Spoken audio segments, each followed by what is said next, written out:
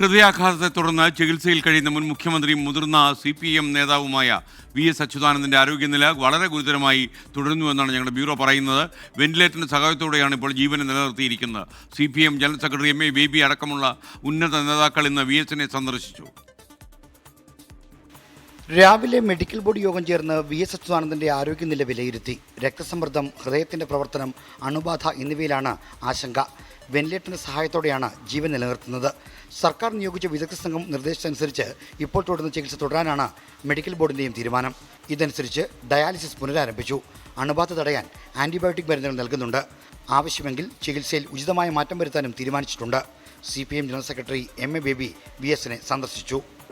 ഡയാലിസിസിൻ്റെ ഏറ്റവും തുടർച്ചയായിട്ടുള്ള ഡയാലിസിസ് സമ്പ്രദായം അത് ഇന്നും വീണ്ടും തുടരുന്നതാണ് അവരാലോചിക്കുന്ന കാര്യം.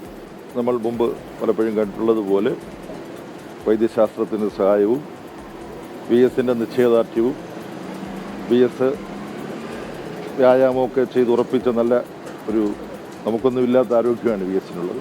അപ്പം അതൊക്കെ കൊണ്ട് അദ്ദേഹം ഈ ആരോഗ്യ പ്രതിസന്ധിയെ മറികടക്കുമെന്നാണ് നമുക്ക് പ്രതീക്ഷിക്കാൻ കഴിയുക.